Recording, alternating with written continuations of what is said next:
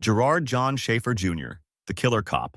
July 21, 1972. Two teenage girls, Nancy Trotter and Pamela Wells, were hitchhiking near Fort Lauderdale, Florida, when a police officer pulled over and offered them a ride. He seemed official, professional, safe. He was a Martin County Sheriff's deputy named Gerard Schaefer. The girls got in his patrol car.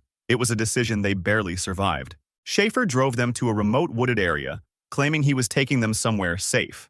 Instead, he forced them from the car at gunpoint, marched them into the woods, tied them to trees, and placed nooses around their necks. He left them there, terrified and helpless, saying he'd return. But before he could come back to finish what he'd started, another officer happened upon the scene during a routine patrol. Trotter and Wells were rescued. Schaefer was arrested. He was fired from the sheriff's department immediately. But investigators quickly realized that Schaefer's attempted abduction of Trotter and Wells wasn't an isolated incident. It was part of a pattern that had been going on for years. While searching Schaefer's home, police found a horrifying collection: jewelry, clothing, and personal items belonging to dozens of young women. They found graphic stories and drawings depicting torture, murder, and mutilation. They found detailed descriptions of hangings, stabbings, and sexual violence. Some appeared to be fiction. Others were clearly accounts of real crimes. In September 1972, the decomposed bodies of two teenage girls, Susan Place and Georgia Jessup, were discovered on Hutchinson Island. They'd been missing since April. Both had been tied to trees, tortured, raped, shot, and hacked to death. The method matched exactly what Schaefer had attempted with Trotter and Wells. Physical evidence linked him to the crime scene. Schaefer was convicted of 2 counts of first-degree murder in 1973 and sentenced to 2 life terms. But investigators believe he killed many more. Personal items belonging to numerous missing women were found in his possession. He was suspected in the disappearances of at least 30 young women and girls across Florida. What's particularly chilling about Schaefer is that he'd been using his authority as a police officer to commit these crimes for years before his arrest. He'd pick up hitchhikers, runaways, and young women traveling alone. His badge made them trust him. His patrol car made them feel safe, and he used that trust to torture and kill them. Schaefer was also known as the hangman because of his signature method. He'd bind his victims to trees with nooses around their necks, a sadistic ritual that gave him a sense of power and control. He later claimed, in letters and stories he wrote from prison, that he'd been killing since 1965, when he was just 19 years old. He boasted of killing women on 3 continents and claimed his victim count was between 80 and 110, though he could never remember exact details. Even in prison, Schaefer remained disturbing. He wrote graphic fiction that many believed were thinly veiled accounts of his real crimes. He filed frivolous lawsuits against anyone who called him a serial killer,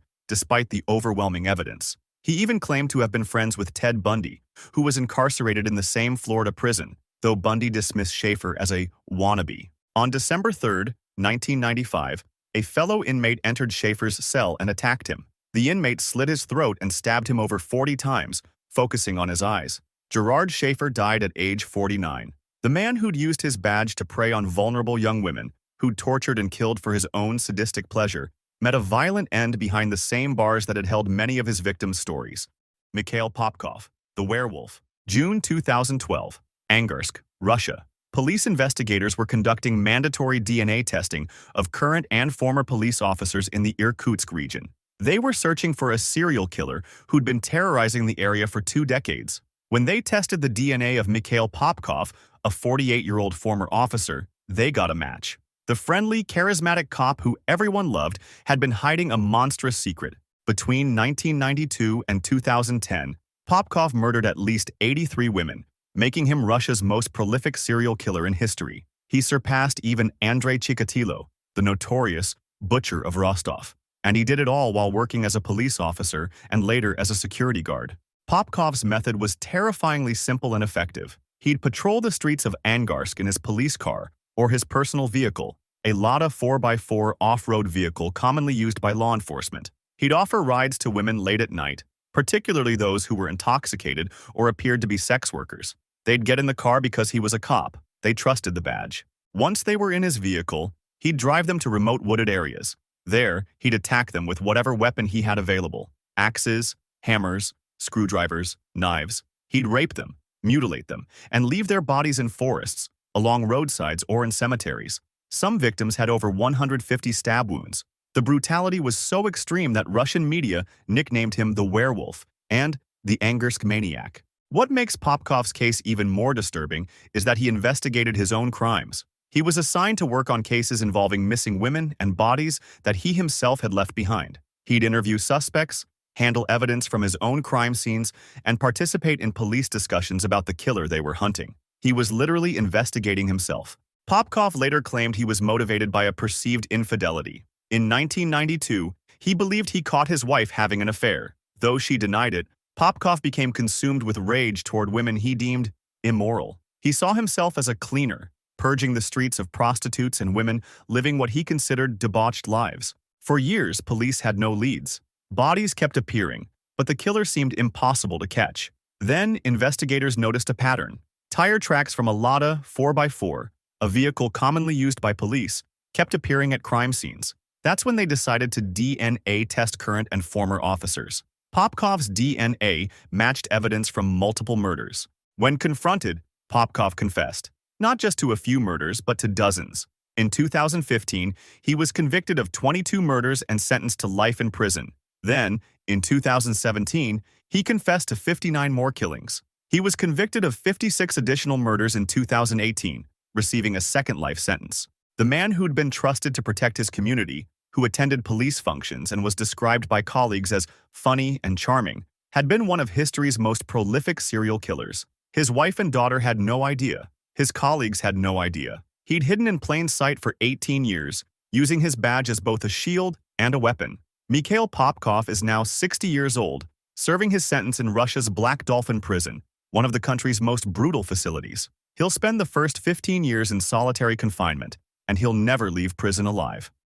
Gennady Mikhasevich, the volunteer officer killer. Between 1971 and 1985, the city of Vitebsk in the Soviet Union was terrorized by a serial killer targeting young women. 36 women were confirmed murdered, though the real number may be closer to 60. They were raped, strangled, and left in various locations around the city. The police had suspects, they had confessions, they even had convictions.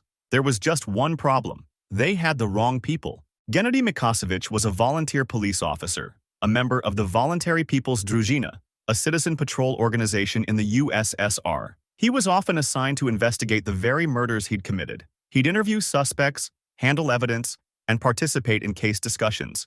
And when the pressure mounted to solve the crimes, he helped ensure other men took the fall. 13 innocent men were arrested and convicted for Mikhasevich's murders. 12 were sent to forced labor camps in Siberia, brutal gulags where many died. One man was tortured into confessing, then executed by firing squad for a crime he didn't commit.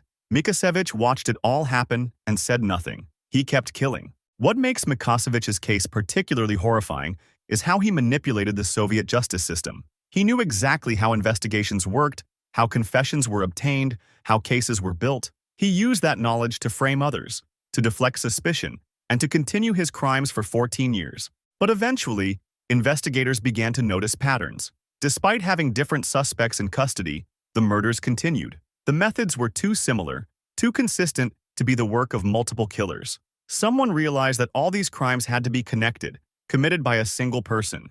Worried that he was about to be discovered, Mikhasevich tried one last manipulation. He sent an anonymous letter to police, signed Patriot of Vitebsk, claiming that the murders were the result of the corruption of Soviet society. He thought this would throw investigators off his trail, or make them dismiss the cases as political rather than criminal. It backfired spectacularly. Police began analyzing handwriting samples from every man in the region. They compared the anonymous letter to writing samples from over 500,000 males in the oblast.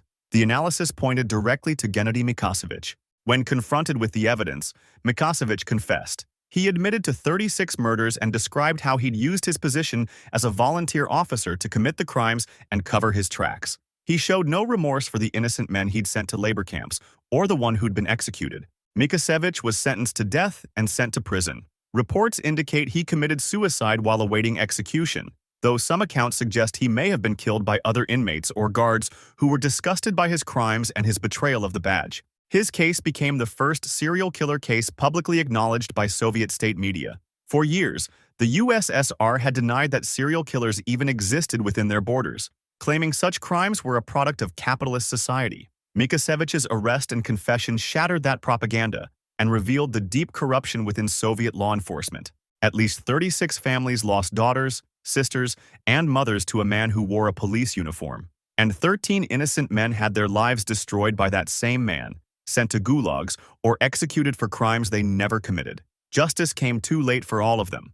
Antoinette Frank, the officer who killed for money. March 4, 1995, New Orleans, Louisiana. Police responded to a shooting at the Kim Ann restaurant in New Orleans East. When they arrived, they found 3 people dead. Officer Ronald Williams, who'd been working security at the restaurant, and siblings Quang Vu and Ha Vu, members of the family that owned the establishment. It appeared to be a robbery gone wrong. But when investigators started piecing together the evidence, they discovered something shocking. The killer wasn't a stranger. It was Antoinette Frank, a New Orleans Police Department officer who'd been working with Williams that night. And this wasn't her first time robbing the Kim Ann restaurant. Antoinette Frank had joined the NOPD in 1993, despite multiple red flags during her psychological evaluation and background check. She'd failed the psychological screening twice and was noted to have poor impulse control and questionable judgment. But the department was desperate for officers and hired her anyway. It was a decision that would cost 3 people their lives. Frank had befriended the Vu family, who owned the restaurant, and she'd often stop by while on patrol. She seemed friendly, trustworthy. In reality, she was casing the place. In November 1994, Frank and her accomplice, Rogers Lacaze, had already robbed the restaurant once. The Vu family never reported it because they didn't want trouble with the police. But Frank wasn't satisfied. She decided to rob them again, this time with Lacaze. On the night of March 4th, Frank was supposed to be on duty patrolling with Officer Ronald Williams. Instead, she arranged to meet Lacaze at the restaurant for another robbery. When Frank and Lacaze entered the Kim Ann restaurant, they didn't know that Williams was inside working a security detail. When Williams saw Frank with Lacaze and realized what was happening, Frank made a choice. She shot her fellow officer in the head, killing him instantly. Then she and Lacaze murdered Quang Vu and Ha Vu to eliminate witnesses. What Frank didn't know was that someone had survived. Chow Vu, a sibling, had hidden in a walk-in cooler during the shooting. After Frank and Lacaze fled, Chow emerged and called 911. When police arrived at the scene, Frank had the audacity to return in her patrol car, pretending to respond to the call like any other officer. She walked into the crime scene and asked what happened, trying to appear shocked and concerned. But Chow Vu identified her immediately. Frank was arrested on the spot. The evidence against her was overwhelming. Ballistics matched her service weapon to the murders. Lacaze confessed and implicated her. Witnesses placed her at the scene. In September 1995, Antoinette Frank was convicted of 3 counts of first-degree murder and armed robbery. She was sentenced to death. For over 25 years, Frank has been on death row at the Louisiana Correctional Institute for Women, one of only 2 women on Louisiana's death row. She's exhausted most of her appeals. She maintains her innocence, claiming she was framed, but the evidence against her remains irrefutable. Antoinette Frank represents one of the most brazen examples of a police officer using their badge not just to kill, but to rob and murder for financial gain. She betrayed her fellow officer, killed innocent people, and then tried to investigate her own crime scene. She was 23 years old when she committed these murders, making her one of the youngest cops-turned-killers in American history. She's now 52, still waiting for an execution date that may or may not ever come.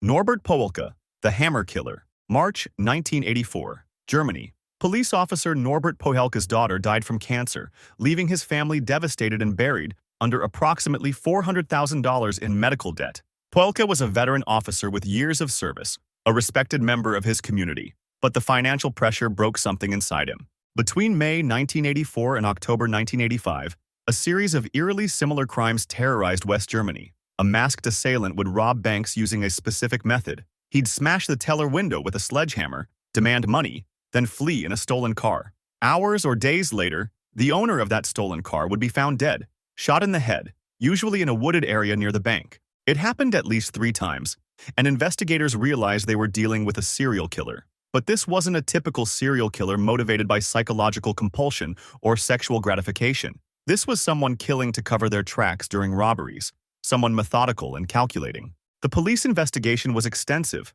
They analyzed the crime scenes, the ballistics, the patterns, and slowly, the evidence began pointing in a direction no one wanted to believe, toward one of their own. Norbert Poehlke fit the profile. He had access to weapons. He knew how investigations worked. He understood forensics and crime scene analysis. And he desperately needed money. When investigators dug deeper, they found connections between Poehlke and the crimes. Before police could arrest him, Poehlke made his final choice. He committed suicide, leaving behind a note that many interpreted as a confession, though he never explicitly admitted to the murders. His death ended the investigation and closed the cases, but it left many questions unanswered. Investigators believe Poehlke was responsible for at least 3 murders connected to his bank robberies, possibly more. His family's financial desperation had driven him to robbery, and his need to avoid capture had turned him into a killer. What's particularly tragic about Poehlke's case is how it started. He wasn't a sadistic psychopath or a power-hungry predator. He was a father trying to pay for his daughter's medical treatment, a man crushed by debt in a system that failed his family. But that doesn't excuse what he became. He murdered innocent people, stealing their cars and their lives just to cover up his robberies. Norbert Poehlke's case serves as a dark reminder that even those who start with understandable motivations can descend into unforgivable acts. The badge he wore was meant to protect people. Instead, he used his knowledge as an officer to kill them and evade justice. His suicide meant he never faced trial, never answered for his crimes, and never gave his victims' families the closure they deserved.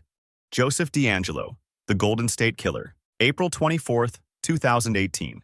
A quiet suburban neighborhood in Sacramento, California. Police surrounded a modest home and arrested a 72-year-old former mechanic named Joseph DeAngelo. His neighbors described him as a grumpy old man who yelled at people to stay off his lawn. They had absolutely no idea they'd been living next to one of California's most prolific serial killers for decades.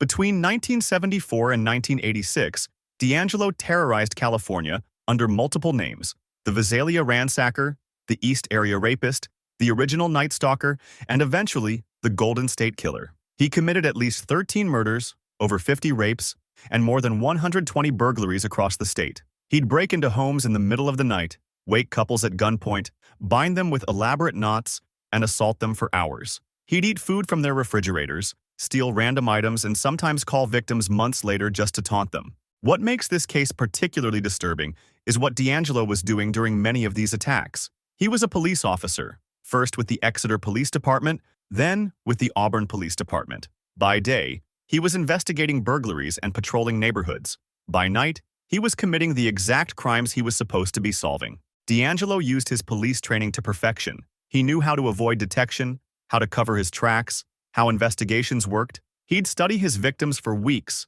learning their schedules, their habits, their vulnerabilities. He was meticulous, calculated, and seemingly untouchable. His law enforcement career ended in 1979 when he was fired from the Auburn Police Department for shoplifting a hammer and dog repellent from a store. Ironically, these were tools he likely planned to use in his crimes. But even after losing his badge, DeAngelo didn't stop. He continued killing until 1986, then vanished into suburban anonymity for 32 years. What finally caught him? DNA and genetic genealogy. In 2018, investigators uploaded crime scene DNA to a public genealogy database, found distant relatives, built a family tree, and it led them straight to DeAngelo. When police surveilled him and collected his DNA from a discarded item, it was a perfect match. The man who'd used his badge as a weapon, who'd terrorized an entire state while wearing a uniform, had finally been caught by the very technology he never could have imagined. Joseph DeAngelo pleaded guilty in 2020 to 13 counts of murder and multiple kidnappings. He's serving multiple life sentences without the possibility of parole. He's 80 years old now, and the families of his victims finally have justice, though it came 4 decades too late. If you'd like to see more stories like this, make sure to subscribe and feel free to drop suggestions for the next video in the comments.